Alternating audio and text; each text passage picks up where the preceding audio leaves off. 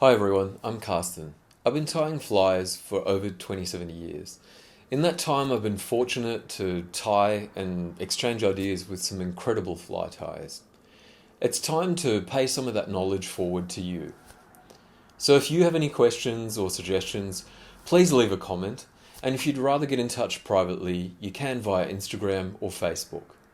You'll find any information related to this video, including contact info, in the details section under the video. I really hope you find these videos useful, and if you'd like to join me on this journey, please subscribe and remember to click on the bell if you want to be notified when there's new content available. Thank you. Let's take a moment to talk about the fly we'll be tying.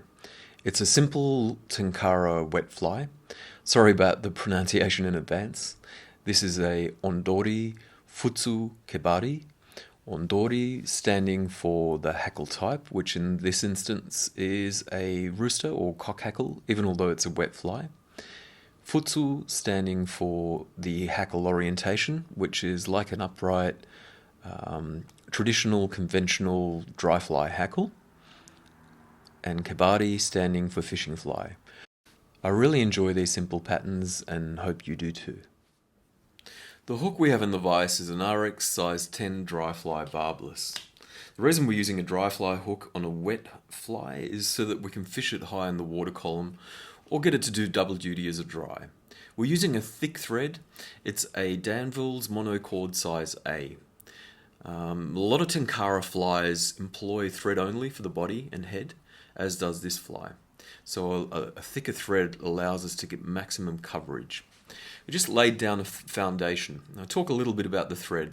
I love thread that you can flatten or cord. You can cord it up to get segmentation and more bite, or you can flatten it. Being a right-handed tyer, if you are right-handed, you incorporate some twist with every revolution of the hook you do.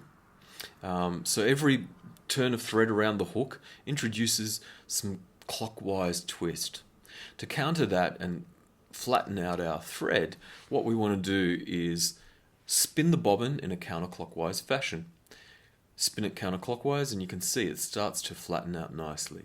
If we go past that point, we introduce some counterclockwise twist, which will make the thread jump back. That's helpful when we're trying to tie in tails. We're holding the tails in position now, and instead of the thread jumping forward, it jumps back onto the tail fibers that we're trying to tie in.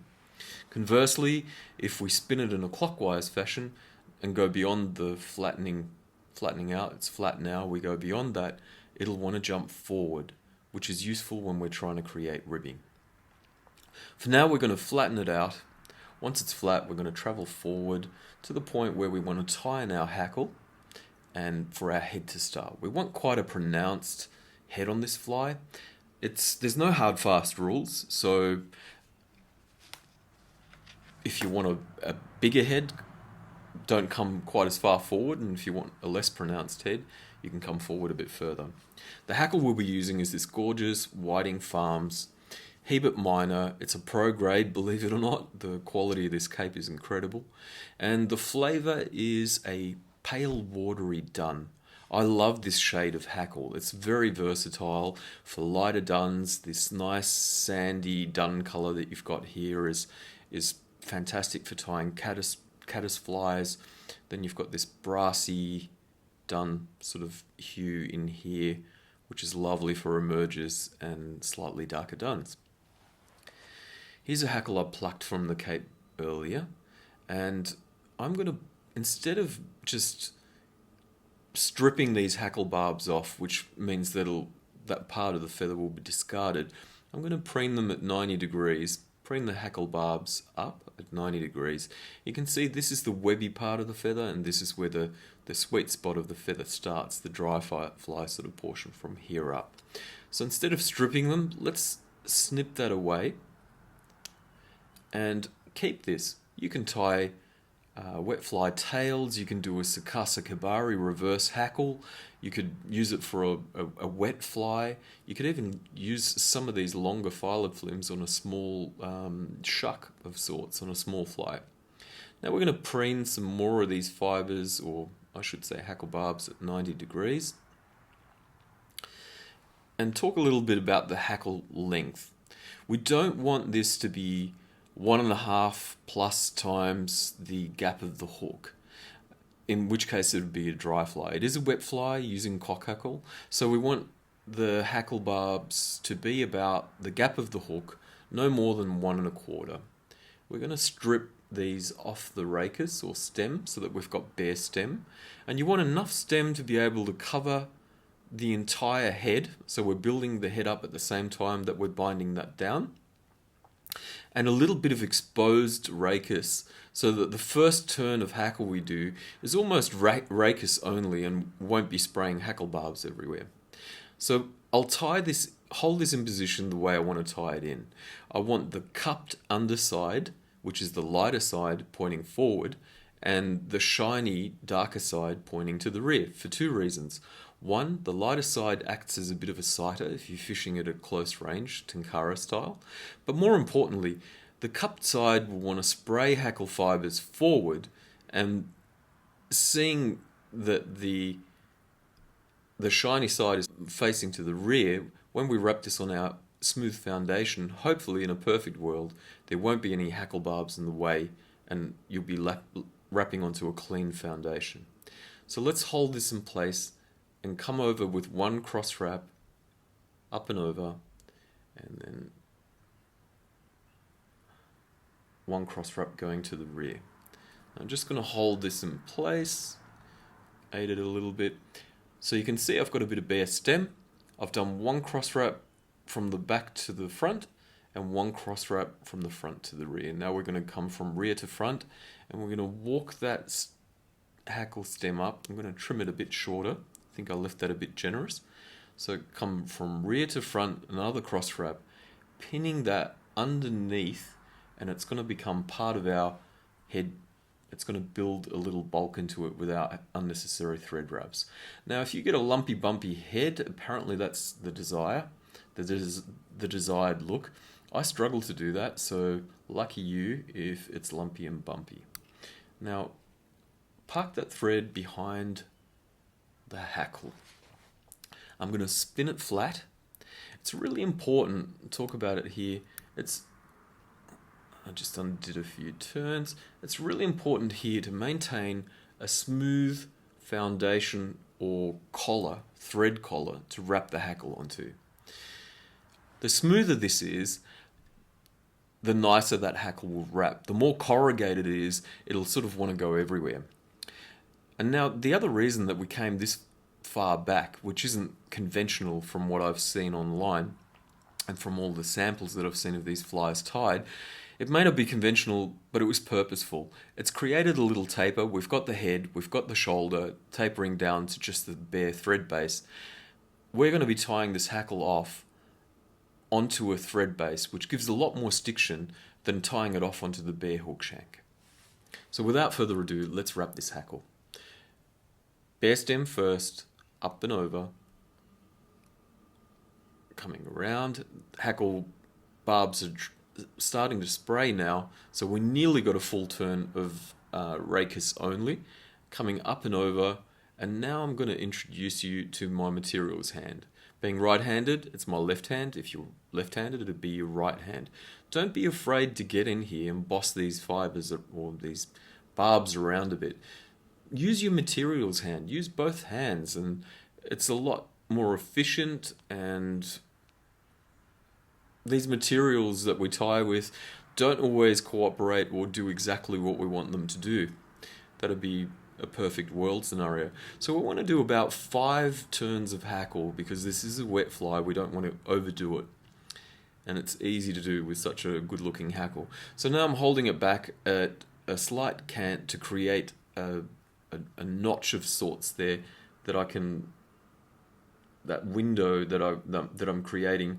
I'm coming up and over and doing one turn, a second turn. Let's just do a third one for security before we release the tension. And now I could just use my thread tension to keep this on top, but I've got such a long hackle, I can just pinch it in place and bind it down. So we're using that to build a taper, build up the body, without using unnecessary thread wraps. I'm going to preen all those barbs up, and I'm going to try to trim them off at an angle so that that's going to give us a smoother transition. And I think I've got a few hackle barbs trapped there, but that's alright, we'll roll with it. Trying to keep the thread quite flat and uniform, get that carrot shape built up. Don't travel all the way back, maybe flatten the thread a little again before we proceed to go forward. We're just going to come forward because we want this body to be quite opaque. We decided it's going to be orange, let's make it orange. We don't want the hook shank to show through the thread. And you want these wraps just smoothing everything out. Don't be afraid to come up into the hackle here. You want to come all the way, otherwise you'll have a little void behind the hackle. That, in my opinion, that doesn't look very nice. So if you want to create a uniform abdomen carrot shape, make sure you go all the way in, and if you need to preen the hackle barbs forward a bit, that's fine. Maybe one more turn up the front for good measure, just to make sure we don't get that unsightly void there. I'm going to make sure my thread's flat again.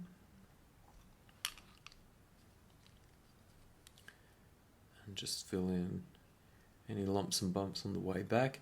And now I already spoke about the fact that a lot of these flies have that sort of lumpy, bumpy look, and you might be thinking, why is he tying such a smooth fly? There's no segmentation and lumps and bumps. Well, I want to be in control of where those lumps and bumps fall. So coming a bit further back now, where I want my abdomen to end. And now I'm going to cord my thread, and I'm cording it up in a clockwise direction by spinning the bobbin in a clockwise direction.